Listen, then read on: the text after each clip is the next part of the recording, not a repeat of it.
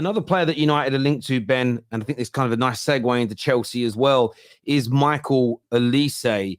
And we've seen various reports, some in the sort of Give Me Sport, where that we both work with and are associated with, that verbal personal terms have been agreed. There's the Athletic came out yesterday stating, and it was quite an interesting comment around the club have said, you deal with us first before you go to the player. And after everything that happened last year, I think that was quite an interesting kind of pushback by Crystal Palace.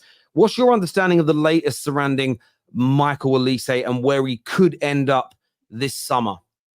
Yeah, no disrespect to the reporting of others, but my understanding is that the Olise side haven't agreed anything with any club at this point, and Chelsea are more locked, I suppose, in a need to bring in a winger, because remember, Enzo Maresca is obsessed with wingers over wide forwards in this 4-3-3. And I think the recruitment team, we know 12 months ago, had come very close to getting Michael Olise. So it's no surprise that Chelsea are back in the mix there. Whereas with Manchester United, they know they can play on the fact that Olise is this boyhood Manchester United fan, but is that position the number one priority? So Olise may be the priority target name-wise, but Manchester United need to think about what position they want to move for first.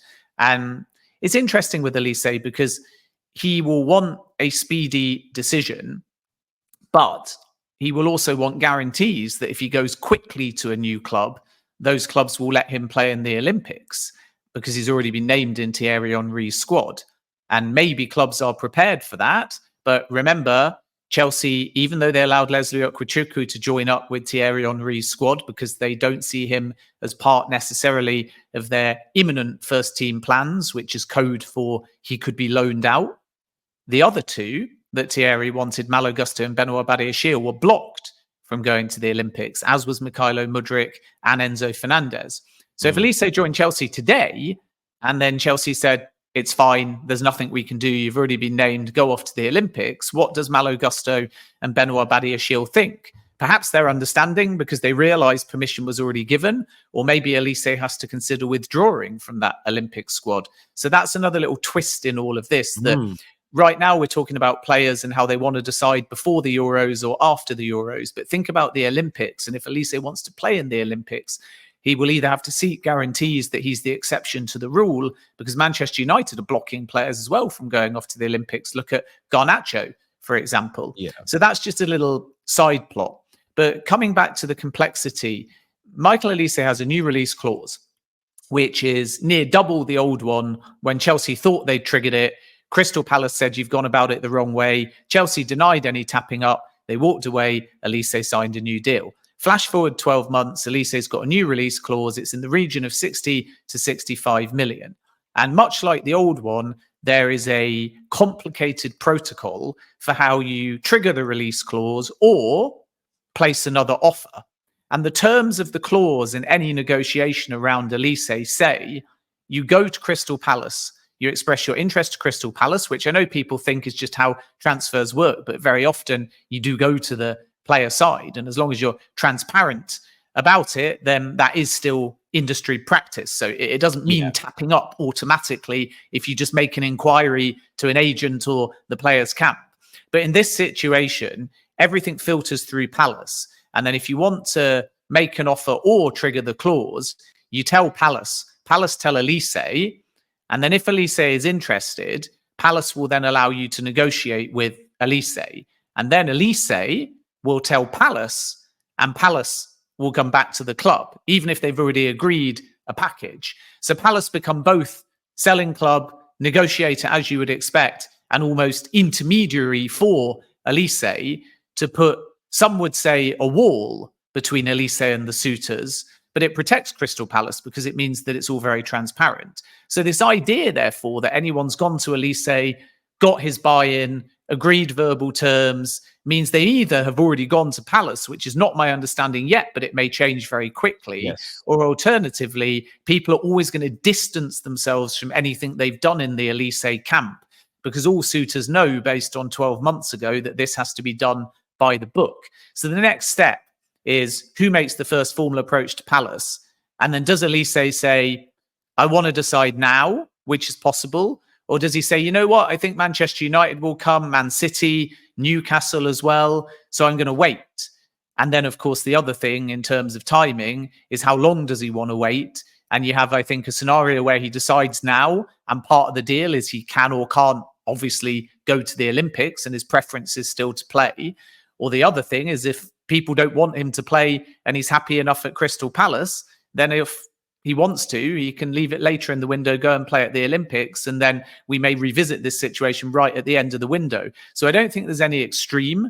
I think we're either going to have Olise resolved really quickly so he knows where he stands, either staying at Palace, which remember is still one possibility. Let's not discount it. It's kind of similar in some ways to the Sesko situation. Everyone's talking about the who wants Olise and forgetting the great season that Crystal Palace had in terms of their ending under Glasner. So that remains one possibility as well. But I think in terms of timing, it's either going to happen pretty quickly or Olise may wait and presume, if not commit to Palace, go and play the Olympics. And then let's see whether right at the end of the window, anyone makes another late attempt, because of course the release clause is always still there. The other thing people ask me, of course, is who's the favourite between Manchester United and Chelsea? And I'll say what I've said before, which is heart-wise, Olise has this Manchester United affiliation. It's his boyhood club and all of that. But in his head, he'd already joined Chelsea at one point 12 months ago, only for these dramatic U-turns and hitches and accusations. And then he settles his future, obviously, with a new deal at Crystal Palace. So Chelsea are confident. They've got the Joe Shields factor as well, who's got a very strong relationship with the player. But it's not just Chelsea versus Manchester United. It's also Crystal Palace. It's potentially Manchester City. And I think if Newcastle were to sell Bruno Guimaraes, they'd enter the race. But I don't see them having the funds to move right now. So it's going to be an interesting one to watch. And I think that we might not have to wait too much longer now for a little bit more clarity. Absolutely. It's and again, you read different reports every single day. Really great and fantastic in-depth breakdown there, Ben. Staying with Chelsea, there's talk today. I mean, Fabrizio Romano has spoken about this and pushed out this news as well, that negotiations between Chelsea and Aston Villa for Duran are ongoing. There's some reports from the continent that a 50 million offer is close to being put in. What's your understanding around this deal? We know Chelsea have shown interest before. Is it as close as some outlets are suggesting, or are we being sort of slightly misled there in your eyes? Well, I think there's history here, remember, because Chelsea were really on Duran's case in January, and then he picked up an injury and it kind of went cold. So the first discussions of Duran have already taken place, and they came when Villa had started exploratory talks for Conor Gallagher. But remember, Villa need to sell, and then they can look at buying. And this is why there's appeal to them in the Douglas Luiz deal, where they might get some cash from Juventus and a couple of players, because then you get two signings and you get a bit of money. And then if they can sell Duran, they might be in a position to make one big signing. They've got Champions League money, but Champions League money comes with Champions League bonuses for players. So in some respects, it's great to have, financially speaking, but if you don't sustain it, then you can put yourself in a position in the long term, as Newcastle find, where if you get it and then lose it, then you need to protect yourself financially as a club, which is why some of the big clubs like Manchester United and now Chelsea have got Champions League decreases. If you don't qualify for it, your wage bill goes down, and that helps. But Villa need to sell ultimately.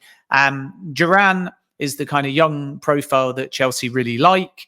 And for whatever reason, Unai Emery in particular, and quite vocally, I'm told, does not see Duran as part of his plans. So this isn't just about Chelsea wanting Duran. This is also about Villa wanting to sell.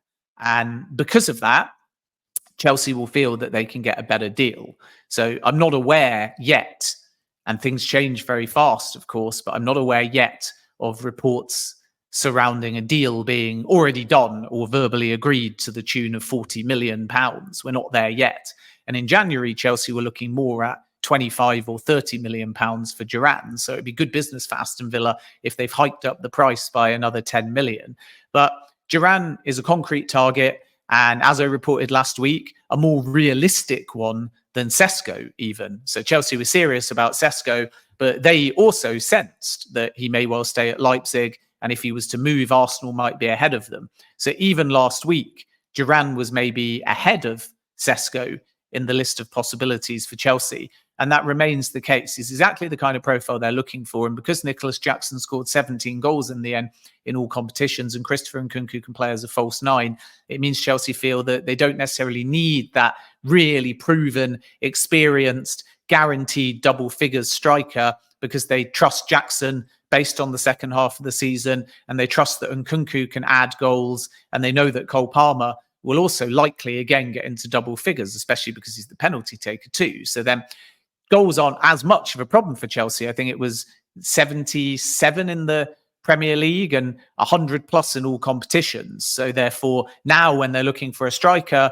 compared to, let's say, under Graham Potter, it's not about, yikes, we need that one person to single-handedly cover the burden of our output because we're scoring a really small amount of goals. It's very much, let's replicate the goals tally from last season and let's make sure that we concede 20 less, and then you've suddenly got Champions League football or better. And this is why Chelsea are looking at a younger profile. So talks are continuing to progress with Duran, and let's see whether or not Chelsea decide to place a formal and written offer, because at the moment everything is still verbal.